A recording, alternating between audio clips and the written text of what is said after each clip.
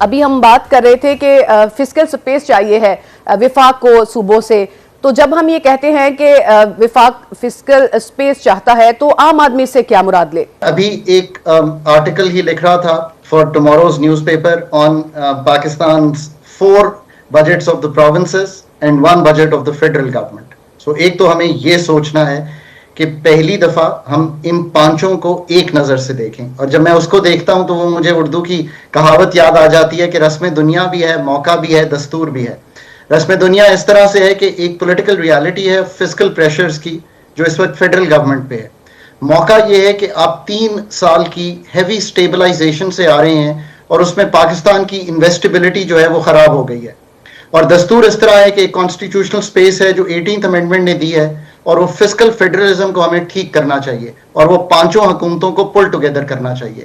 اگر اس نگاہ سے سوچیں گے تو پاکستان کا جو بجٹ 12 کو اور پھر سبسیکوئنٹلی پروونسز کا پریزنٹ ہوگا، ان کو یہ سوچنا ہے کہ کیا کام فیڈرل گورنمنٹ کے ہیں اور کون سے کام ہیں جو کہ فیڈرل گورنمنٹ کو نے نیچے دے دیے ہوئے ہیں 18ویں ترمیم کے. آپ نے جو سوال پوچھا اس کا جواب اسی میں لائے کرتا ہے. آپ مجھے بتا دیجئے کہ پاورٹی کس کا سبجیکٹ ہے. وہ سبجیکٹ اگر پروونسز کا ہے تو وہ کو فائنانس کیوں نہیں ہو رہا؟ 830 ارب اگلے سال کیوں فیڈرل گورنمنٹ اس میں دینے جا رہی ہے؟ نمبر 2، انرجی کس کا سبجیکٹ ہے؟ ڈیوالوپڈ سبجیکٹ ہے. تو ساری جو سبسڈیز کا بوجھ ہے وہ فیڈرل گورنمنٹ کس طرح دے رہی ہے؟ اور اگر آپ اس نگاہ سے دیکھیں تو وہ 17 سبجیکٹ جو فیڈرل گورنمنٹ نیچے دے چکی ہے، agriculture, industries, poverty, education, health, زکوٰۃ، عشر. So the federal government has to really think through this and the provinces have to take up that part. اگر 4000 ارب پلس کا P S D P development budget ہے تو 1100 ارب تو صرف وفاق کا ہے. تو وفاق کو وہ کام قطعی طور پہ نہیں کرنے چاہیے جو پروونسز کے ہوں، اور ان میں سے نکل کے وہ نیچے دینا چاہیے، بیکاز 3500 ارب پروونسز کے پاس ہے. ہم آج جو گفتگو کر رہے ہیں اس کا مطلب یہ ہے کہ provinces and the federal government کو جو پورا فسکل فیڈرل فریم ورک ہے اس کو ٹھیک کرنے کا موقع ہے. یہ وہ بجٹ نہیں ہے کہ 13,000 ایف بی آر نے کلیکٹ کر لیا تو ہم نے کہا جی 15,000 کرنے کے لیے 4 ٹیکسز ادھر ادھر لگا دیے اور ہم آگے چل پڑے. یہ موقع نہیں ہے. وہ آپ ٹیل وینڈ سے آ رہے ہیں، ایک سٹیبلٹی ہے، آئی ایم ایف کا پروگرام اس کا محور ہے، 10 مئی کر کے آ رہے ہیں، دنیا میں مقام ہے. اب موقع ہے نا کہ آپ اپنے اس گھر کو، سٹرکچر کو ٹھیک کر سکیں.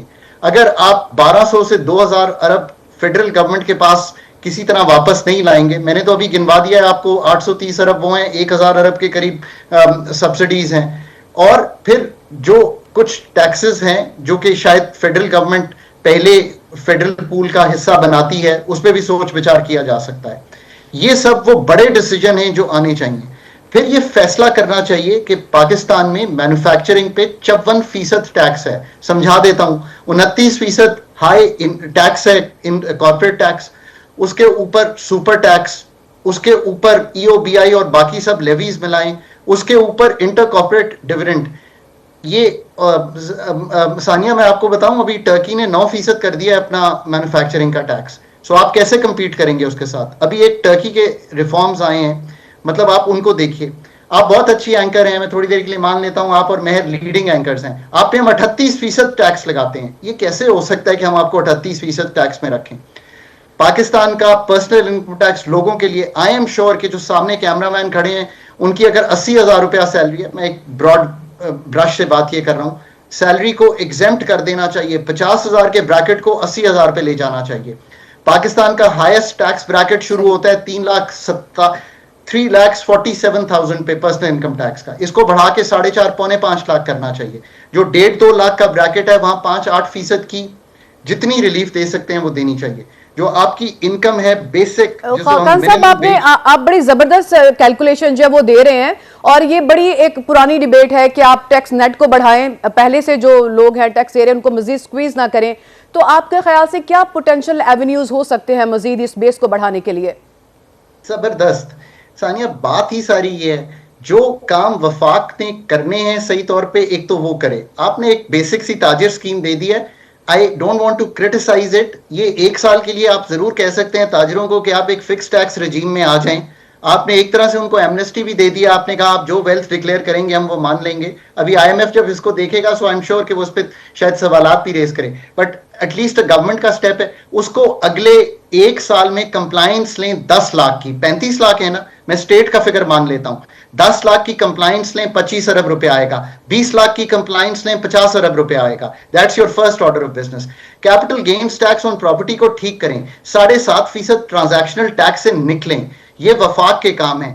اصل بات یہ ہے کہ یہ جو وفاق اپنے جو کمپلائنس اور جو ابھی کے ٹیکسز کو لوور کرتی ہے, اپنا دائرہ کار بڑھاتی ہے اور لوگوں کو نیٹ میں لاتی ہے. جی ایس ٹی جو اس وقت وفاق لے رہی ہے 18% پہ, مطلب ایک مثال دوں آپ کو, 7% اس وقت سگریٹ بکتا ہے پاکستان میں, اس پہ جی ایس ٹی ہے, باقی جو 93% ہے وہ جی ایس ٹی نہیں دے رہا. اب یہ کمپلائنس تو وفاق نے لینی ہے. سو کمپلائنس انفورسمنٹ کا کام اور یہ جو اسکیم کا ہم نے ذکر کیا یہ وفاق کے کام ہے. میں اس چیز کا قائل ہوں. ایگریکلچر انکم ٹیکس, ثانیہ آپ حیران ہوں گی کہ 24.5% ہماری پیداوار کا اس وقت کون ہے, ہماری ایگریکلچر ہے. You know the tax we are going to collect from them, 10 ارب روپیہ. ہمارے سینئر استادوں نے جب ریسرچ کی تو انہوں نے بتایا کہ 500 سے 800 ارب روپے کا پوٹینشیل ہے. Let me be very clear on this. میں سمجھ سکتا ہوں اس وقت جو 1.5 کروڑ فارمر ہے اس میں سے 4 لاکھ بڑا زمیندار ہے, میں اس کی بات کر رہا ہوں, 4.5 لاکھ بڑا زمیندار ہے. اور بات صرف اس کی نہیں ہے, منڈی نیٹ ورک, آرتی نظام, کیش بیسڈ اکانومی, آپ بتائیے نا کہ اس میں سے کیسے نکالنا ہے اس ملک کو. یہ وفاق کا کام ہونا چاہیے, یہ وفاق ہی کر رہی ہے. صوبے تو اس کو لیجسلیٹ بھی 78 سال بعد جا کر فسکل ڈسپلن کی بات کر رہے ہیں خاقان صاحب, اور یہی وہ بات ہے جو آئی ایم ایف بار بار کرتا ہے کہ فسکل ڈسپلن ہونا چاہیے تاکہ تمام معاملات سیدھے ہوں. فی الحال تو ہمیں نظر نہیں آتا. آپ سمجھتے ہیں کہ اب تو بالکل ہی ظاہر, اب تو پیش کرنے کا مرحلہ ہے, تو کچھ چیزیں بہتر کی ہوں گی گورنمنٹ نے, ایک تو اس کے اوپر ضرور کامنٹ کریں, اور دوسرا کچھ سیکٹرز ایسے ہیں جس میں ریلیف کی بات ہو رہی ہے, پراپرٹی سیکٹر بھی اس میں شامل ہے, تو کیا انیویٹیبل تھا یہ ریلیف پراپرٹی سیکٹر کو؟ تو ایک تو بات یہ کہ فسکل ڈسپلن نا, میں بار بار اتھارٹیز کو ہر دنیا کے ملک میں جس میں کام کرتا ہوں یہ سمجھانے کی کوشش کرتا ہوں, 2 طریقے سے آتا ہے. ایک تو ٹیکسز نچوڑ لیں, دوسرا یہ ہے کہ یہ کام کرنے کی بجائے ٹیکسز کو پیداواری صلاحیت بڑھانے کی طرح سوچیں اور ایکسپینڈیچرز کو ریشنلائز کریں. 43 سے 50 ڈویژن کیوں وفاق چلاتی ہے, کیوں یہ 60-70 ایسے اٹونومس باڈیز ہیں تو زیادہ, میں تو بڑا کلیئر ہوں ان کو بند کر دینا چاہیے بیکاز ان کا جو ریٹرن اور انویسٹمنٹ ہے وہ نہ آنے کے برابر ہے. کیوں سبسڈی دے رہی ہے ان ایریاز میں جو وفاق کا کام نہیں ہے. پینشنز ابھی بھی کئی 2 پینشنز چل رہی ہیں, پینشنز کے نظام کو کمپلیٹلی وہ امپلیمنٹ کرنا.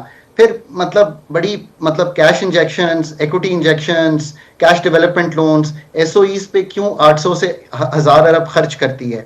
فیڈرل پروونشل رسپانسبلٹیز کی کلیئرٹی کیوں نہیں کرتی.